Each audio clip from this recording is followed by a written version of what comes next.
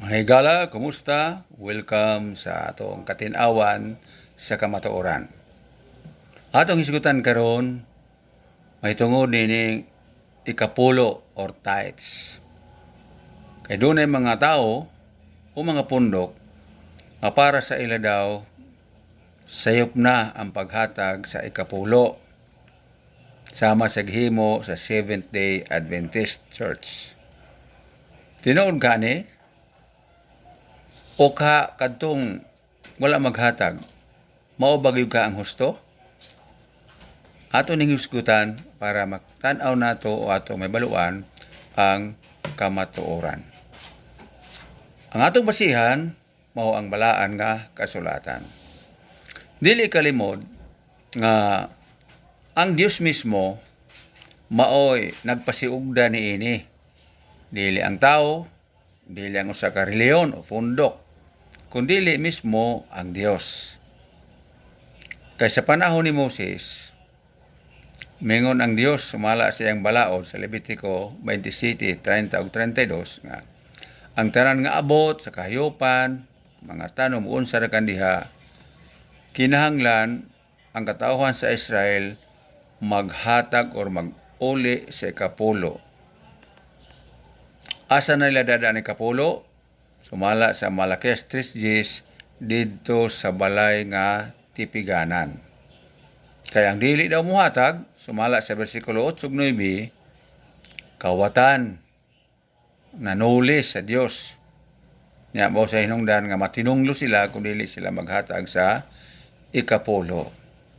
Kung saon man tong ikapulo, nagingon ang Dios sa Numeros 18:20-21, giingnan niya si Aaron. Kamo Aaron, ang inyong pamilya ni Levi, walay bahin sa yuta diri sa Kanaan nga akong gibahin-bahin kaninyo. Kaya ang inyong bahin, mao ra gid ang pag-alagad sa simbahan. So mao na ang nahitabo kaniadto ang gibuhat sa katawan sa Israel.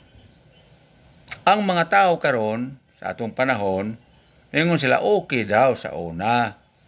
Kay ang katauhan sa Israel naa magajugigahin nga usa ka banay sa mga anak ni Jacob ang gitawag si Levi. Maoy nagadumala ang iyang kaliwatan didto. Pero karon daw kay wala naman na karon na sistema. Kay wala naman nang ingon ana na nagdumala pa ang mga pari nga sa kaliwat ni Levi. So wala na daw ni kapulo. Kay lahi naman karon ang sistema. Mga pastor na, mga pari na sa Katoliko, ug umban pa. Kaniadto na daw kung nga balaod, okay, karon dili na. Busa, sayop na daw ang maghatag ikapulo sama sighimo sa mga Sabadista ato panila Seventh Adventist Church. Pero sultihan ta kamo na kung maoy gadyo basihan matuod nato kanan nga mga pangunahuna, mura ba kaingon tag sayop ang Sabadista o ang ubang pundok na gitawag mga Kristohanon nga naghatag pagapon sa ikapulo. Nga nagamit daw ana nga pastor, gani ako makita diha nga na daw uban nga reliyon nagtukod og mga pundok natukod sa tao kay ang tuyo makakwarta. Naipay ako nakita sa Facebook, kinsa man daw ang ngayon mo dawat sa ikapulo, ang pari ba o ang mga pastor? So saan ta mo sa ila na. Karon kung ngano ang Sabadista naghatag ana, bisag wala na ang kaliwatan ni Levi nga nagdumala diha sa mga bulwaton sa simbahan, kay wala naman templo karon sama to sa panahon ni Solomon, pero nagpadayon gihapon sa paghatag sa ikapulo isip pag-ila nga ang Dios maoy tag-iya sa tanan. Basahan niyo Salmo 24. O tan-awan niyo. Nagingon ang Dios nga siya'y tag-iya sa tanan. Salmo 50 versikulo 51 nga didto daw ang mga hayop ang Dios mo nagbuhat Hageo 2:8, ang salapi bulawan iya sa Dios. So, kaya kung gito kita nga, walay ato, ang Diyos mo iya. Dili ba kita gani bisa magsaoperta karon pinilan data sa usa ka tao nga may lapad na kalubihan basakan, di ba kung pinilan ra kaw kinahanglan nga muhat na ngadto sa tag-iya. Kaysa o man kipilan ra man dili man ikaw tag-iya. Nang karon mingo na nasa to pa idyo gituman ang balaod sa panahon ni Levi nga di naman ang itumanon. Ang amo dili ra lamang anak kana mo'y among gibasihan. Kung dili, balik ko na ako ang Salmo 50 versikulo 10 ug 11 nga naghatay kapulo kay pag ila sa Dios nga mo'y tag-iya.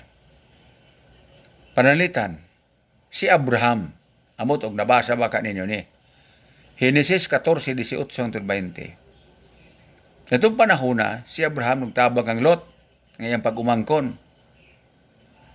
Ug unya sa iyang pagtabang kay gusto bihagon sa mga kaaway, nagtabang si Abraham, nakadaog sila.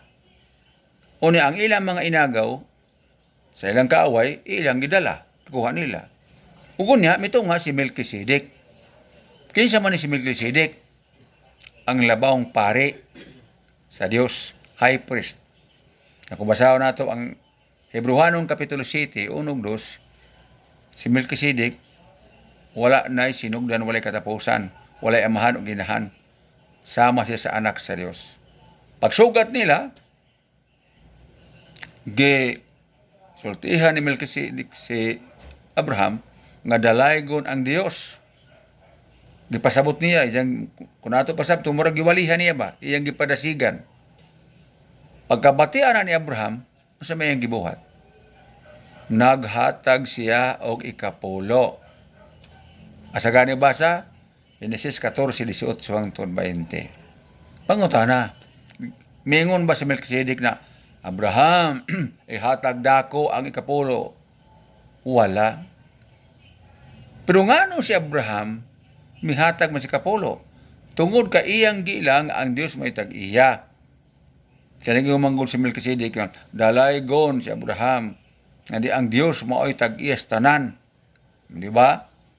So pag-isip ni Abraham nga ano si Melkisedek tanan, mo hatag siya sa iyang ikapulo. Ang nudawat si Melkisedek. Si Melkisedek sabi mo balibad. Wala si Melkisedek mingon na, ayaw paghatag kay wala may balaod ang Dios nga tagaan mo ko. Wala mo balibad. Nagpasabot okay. Pangutana, nagbalaod ba ang Dios kang Abraham nga? Abraham, paghato ikapulo nga kang Melkisedek. Wala. Diha na ba ang kaliwatan ni Levi? Wala pa. Kaya si Abraham nga itong panahon na, iyang anak ato si Isaac pagani, di ba? Si Isaac, ang iyang anak, si Jacob, iyang apo. Ug si Esau, kita na to. Pila nakakatuigan, unsa pa mo gawas ang balaod sa Dios paghatay ikapulo sa panahon na ni Moses. Pero si Abraham, makibali ang lolo sa kaluluhan nila ni Moses, naghatag ni ikapulo kay Melkisedek. Kumusta ang apo ni Abraham nga si Jacob o Israel? Unsa may sabi ang gibuhat? Magmilaya siya. Kay nasuko sa iya si Esau na igsoon. Tungod kay sama ra daw nga gikuha ang iyang panganay, ang pagkatungod. Tungod kay ang panalangin ni Isaac didto kang Jacob, inay ngadto kang Esau. Wala si Jacob. Dagan ang panahon, si Jacob mubalik na unta na dito. Unang naa sa Genesis 28. Nga diin si Jacob, natulog siya, nagunlang siya bato, nagdamgo siya. Munya, sa laktod na istorya, katong bato nga iyang giunlanan, iyang gibutangan og lana. Unya, naghimo dayon si Jacob ug usa ka nindot kaayo nga pakigsaad sa Dios. Asa gani nga basa, Genesis 28:20 sa 22. Ingon si Jacob nga, kon ang Dios magtabang ka nako nga makabalik ako sa akong punoy-anan. Kabalik sila pamilya ba? Kinulayas malagi siya. Ug unya maghatag ka nako sa akong sinina or biste sa tanan nga akong kinahanglan. Ingon na sa versikulo 22, sa pagkamatuod ang ikapulo nako ihatag ko kaniya. Kasi itaga niya ang Dios. Pangutana, na may balaod di panon Moses, siya pa si Moses matao. So nga nung nakaingom anak, nakasulti man si Jacob. Kaya atong masabot nga mauday na ang iyang pagsabot sama siyang lulo nga si Abraham. Pag ilas sa Dios nga mao'y tinubdan sa tanang panalangin, mao na nga muhataw ikapulo kay ang Dios mao'y tag-iya. Karon, sa atong panahon, wala na tamilalom sa pamalaod sa Israel. Sa gingon ako sa unahan katong mga Libihanon nga mga balaod. Wala na to. Pero ngano mag-ikapulo man ta? Tungod kay sama kang Abraham o Jacob, nagila kita sa Dios nga siya ang tag-iya, di ba? Ug unya kita na mga Kristohanon, sa gingon ni Pablo sa Galacia 3:28 ngadto 29. Wala na'y kalahian sa lalaki o babae, ulipon o gawas, Hudiyo o Hintil, kay usara ta diha sa Ginoo. Ug unya kung kita iya ni Abraham, kay kaliwat mata ni Abraham, mga manunod kita sa saad. Sa ato pa, kita karon mga kaliwat ni Abraham, dili sa dugo o sa unod kundi tungod sa pagtuo. Kay sa versikulo 27, Galacia 3, tanan nabautismuhan ngadto kang Kristo. Ana ba? Nausa ta. Di ba? Nausa ta sa Israel. Sa Efeso 2:11 ngadto sa versikulo 19 ug 20. Di suwara kanidyo basa na Efeso 2:11 ngadto sa 20. Busa mo na nga si Abraham, si Jacob naghatag ikapulo bisag walay balaod gumatag ikapulo. Susama sa butana kita karon. Muna maghatag ikapulo ta may balaod mo nang wala kundi tungod kay nag-ila kita sa Dios nga maoy tag-iya sa tanan nga mga panalangin nga atong naangkon. Sama sa gihimo ni Abraham o ni Jacob.